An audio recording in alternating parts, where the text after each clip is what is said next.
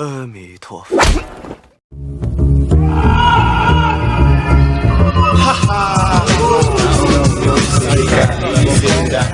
Diawali dengan perjalanan Biksu Tong beserta muridnya yang menyusuri sungai menggunakan sebuah perahu.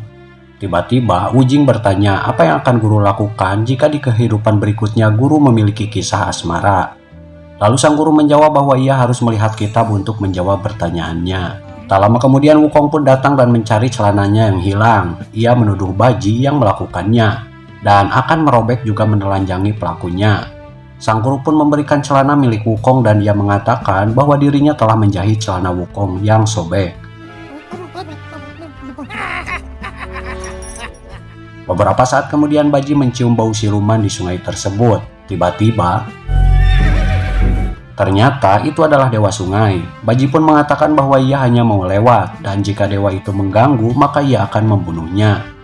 Karena itu satu-satunya jalan, Wukong pun menyuruh Baji untuk melanjutkan perjalanannya. Namun dewa kecil nampaknya berulah dan mengganggu mereka lalu mengejar perahu yang mereka tumpangi.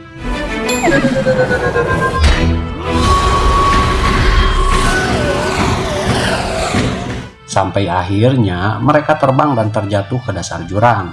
Dan ketika melayang cukup lama, Biksu Tong melihat seorang wanita cantik sedang mendaki gunung dan ikut jatuh bersamanya. Nampaknya Biksu Tong jatuh cinta pada wanita tersebut dan si wanita pun sama.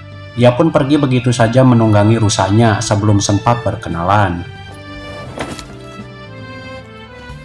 Ternyata wanita tersebut merupakan ratu di kerajaan wanita yang semua masyarakatnya adalah wanita. Mereka menganggap laki-laki adalah racun yang harus dibinasakan. Sesampainya di kerajaan sang ratu mengatakan bahwa ia telah bertemu seorang lelaki dan karena itu sang ratu dianggap sakit akibat racun dari lelaki. Mereka pun mencari jawaban dari kitab suci leluhurnya yang mengatakan bahwa racun lelaki akan membuat jantung wanita berdegup kencang. Namun sayangnya kitab tersebut sobek sehingga ia tak tahu apa yang harus dilakukannya. Sampai akhirnya datanglah ibu pembimbing yang mengatakan bahwa untuk mengobati racun lelaki adalah dengan membunuh setiap lelaki. Salah. Beralih pada Wukong yang mulai melanjutkan perjalanan, mereka tersadar ternyata Baji tidak ada. Dan ternyata ini dia.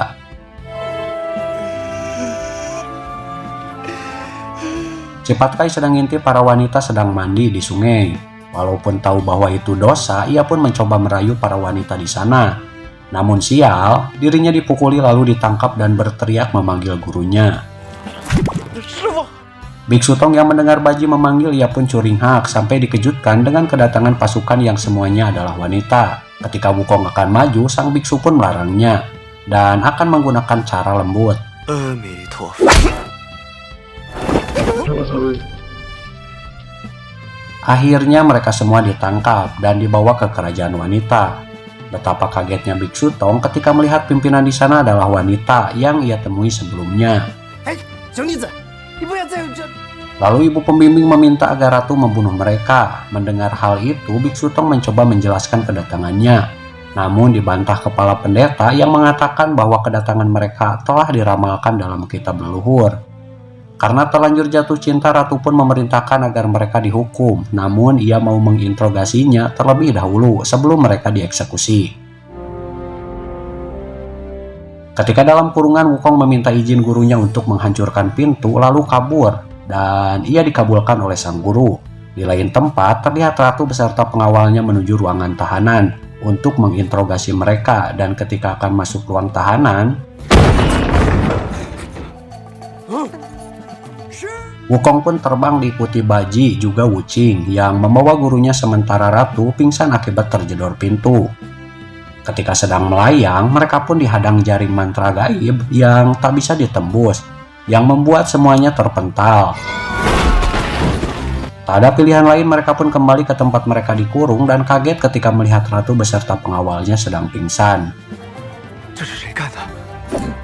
Tanpa pikir panjang mereka pun masuk dan seolah tak terjadi apa-apa. Ratu pun meminta pengawalnya untuk menginterogasi mereka satu persatu.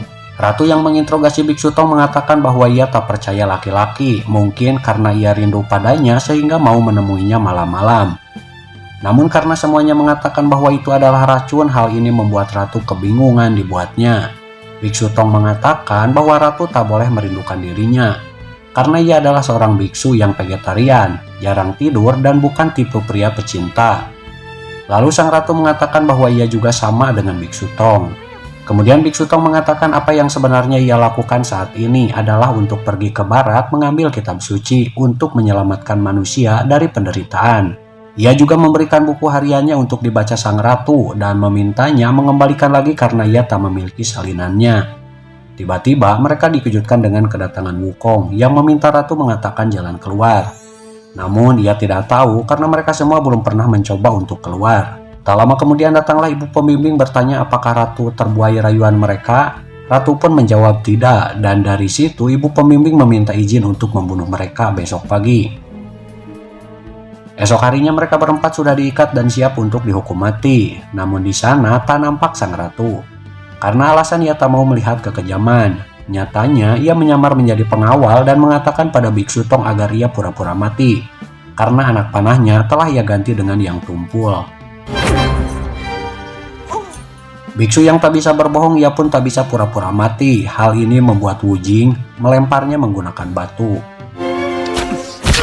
Ketika giliran Wukong, ia pun beratraksi dengan menampilkan rohnya keluar sehingga membuat semua yang menyaksikan tepuk tangan. Ketika giliran Baji, ibu pembimbing menyuruh agar mengganti panahnya dengan yang lebih kuat.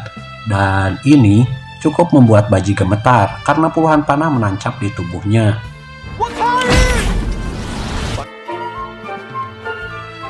Ibu pembimbing menyuruh membuang jasadnya ke jurang. Dari sini ratu beraksi dengan membawa mereka ke sungai ibu, di mana air sungai ini akan membuat seseorang hamil jika meminumnya. Ia juga mengatakan bahwa dulu leluhur mereka dikhianati pengantin pria yang akan membunuhnya, sehingga si wanita membuat pelindung sihir dan mengurung dirinya di sana.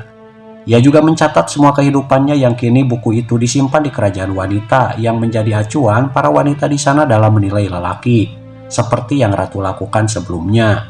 Sayangnya ada sebagian tulisan yang hilang dan mungkin saja itu adalah tulisan cara keluar dari tempat tersebut. Mengetahui hal itu, Wukong pun mencari tahu dan melihat sesuatu bergerak di kepala patung. Ia pun melempar tongkatnya yang membuat patung tersebut tersiram air. Dari sana keluarlah sebuah kertas yang ternyata itu adalah sobekan kitab leluhur. Mereka pun bergegas mengejar kertas tersebut dan melawan dua kalajengking raksasa penjaga tempat tersebut.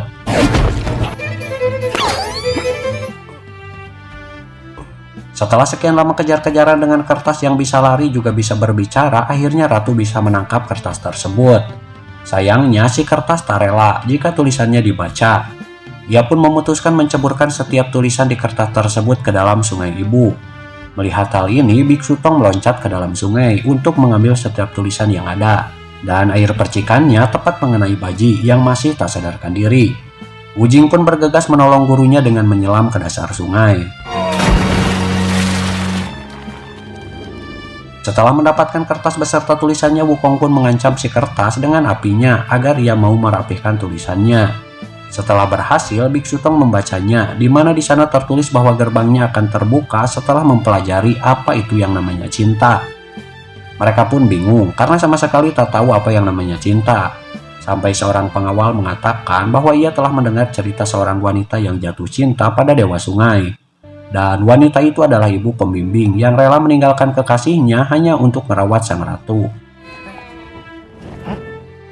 Tak lama kemudian Baji berteriak karena perutnya membesar. Wu Jing dan Biksu Tong pun mengalami hal yang sama.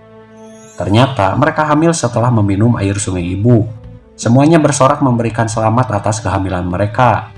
Namun Biksu Tong bingung karena jika ia hamil maka ia tak akan mampu melanjutkan perjalanannya ke barat untuk mengambil kitab suci. Wukong yang diberitahu ratu bahwa ada air penggugur kandungan di suatu tempat, ia pun bergegas untuk mengambilnya. Setelah susah payah karena ternyata air penggugur kandungan adalah air mata seseorang yang harus menetas dari rasa terharu, bukan air mata penderitaan. Akhirnya Wukong mendapatkan air mata tersebut. Namun Biksu Tong memilih melahirkan juga membesarkan bayinya. Wukong pun menjadikan mereka sebagai patung lalu memaksa mereka meminum air tersebut. Setelah kandungannya gugur, Biksu Tong terlihat bahagia bersama sang ratu. Kini mereka bersama-sama menyalin semua tulisan sebuah kitab suci pada tanah sampai dikejutkan dengan kedatangan para tentara wanita, lalu menangkap mereka. Sang ratu berusaha membela, namun ibu pembimbing tetap akan menjalankan aturan leluhur. Namun kali ini Biksu Tong tak akan dihukum mati. Ia akan dibuang ke tengah lautan yang tak ada ujungnya akibat pengaruh sihir dari leluhur. 不是去监牢吧？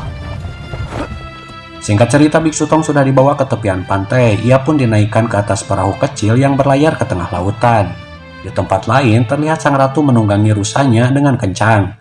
Ia pun mendekati tepian pantai dan meloncat ke atas perahu, dan kini mereka berdua terombang-ambing di tengah lautan penderitaan tanpa tepi. Ibu pembimbing tertunduk lesu melihat kejadian ini yang memang sudah diramalkan, di mana dalam kitab leluhur tertulis bahwa sang ratu dari surga akan meninggalkan kerajaan suatu hari nanti, dan akan tiba saatnya kerajaan wanita akan musnah. Beralih pada Wukong dan kedua adiknya yang tak tahu apa-apa, ia pun dikejutkan dengan kedatangan ibu pembimbing yang memintanya menyelamatkan sang ratu beserta gurunya yang kini terombang-ambing di lautan penderitaan. Biksu Tong sendiri berusaha menenangkan ratu dan mengatakan bahwa ia akan membawanya ke tepian. Wukong sendiri terus terbang di atas laut mencari keberadaan gurunya, disertai dari doa rakyat kerajaan wanita yang mengkhawatirkan ratunya. Kembali pada Biksu Tong yang sudah beberapa hari di lautan, ia melihat ratu ingin meminum air laut karena kehausan. Lalu Biksu Tong melarangnya dan mengizinkan sang ratu agar meminum darahnya, karena daging juga darahnya bisa membuat manusia hidup abadi.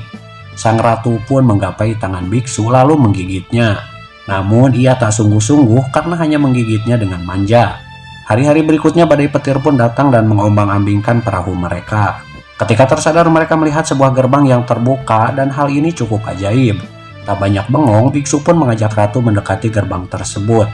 Dan ia sadar mungkin ini terbuka karena cinta. Dan seketika langit pun berubah menjadi cerah. Sehingga Wukong bisa melihat gurunya dan segera bergegas menemuinya. Baji juga Wuqing pun mengikutinya dan mengajak gurunya untuk segera pergi. 走吧。 Ketika ratu melewati gerbang mengikuti mereka, tiba-tiba langkahnya terhenti karena sesuatu menghambatnya. Ia pun berusaha menembusnya, namun tidak bisa. Semakin memaksa masuk, ratu pun terpental dan anehnya seketika lautan pun berubah menjadi kering, disertai rakyatnya yang berubah menjadi batu. Dan akhirnya sang ratu pun sama berubah menjadi batu. Biksu Tong yang melihat hal ini langsung menggabruk pujaan hatinya dan ajaib karena tiba-tiba ratu berubah kembali menjadi manusia.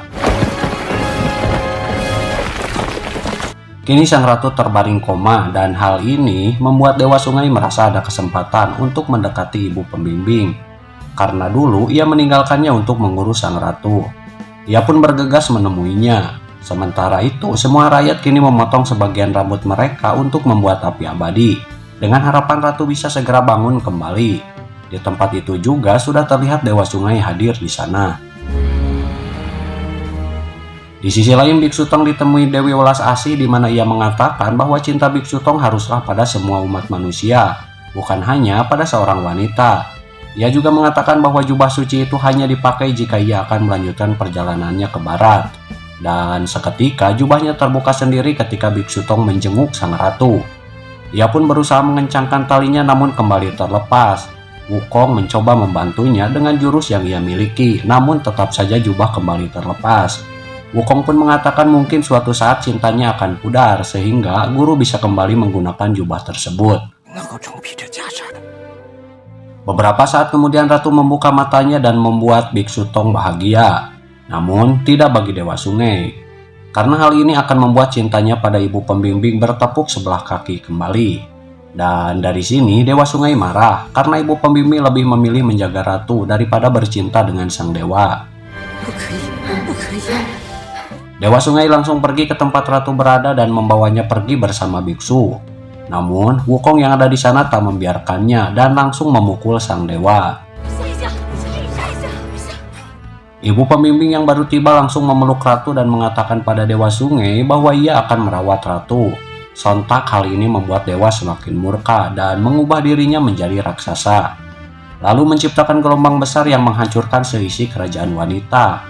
Wukong dan kedua adiknya berusaha menghentikannya, namun kerusakan yang diakibatkan Dewa Sungai membuat semua masyarakat mati tenggelam dalam lautan.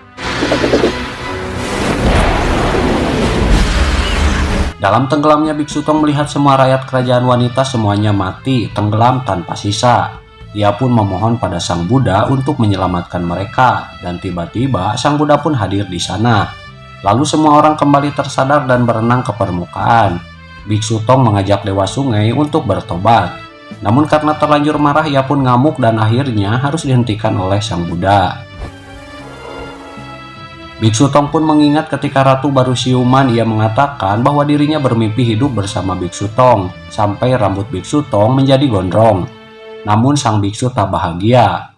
Terbangun dari lamunan itu, ia pun dipeluk sang ratu. Biksu Tong lalu menghampiri mayat Dewa Sungai dan mengatakan tentang alasan manusia lahir adalah karena cinta. Ia juga berjanji akan membacakan kitab sutra untuk Dewa Sungai jika dirinya berhasil mengambil kitab tersebut. Esok harinya terlihat sang ratu mengantarkan Biksu Tong ke gerbang untuk melanjutkan perjalanannya ke barat mengambil kitab suci. Ratu pun mengembalikan buku harian Biksu Tong dan setelah itu sang biksu pun pergi, di mana ia berharap akan disatukan bersama sang ratu di kehidupan berikutnya. Di tengah-tengah perjalanan ia bertanya pada Wukong tentang nama gunung yang ada di depannya, dan Wukong pun menjawab bahwa itu adalah gunung api yang sangat panas. Lalu sang biksu mengajak mereka untuk pergi ke sana dan film pun berakhir.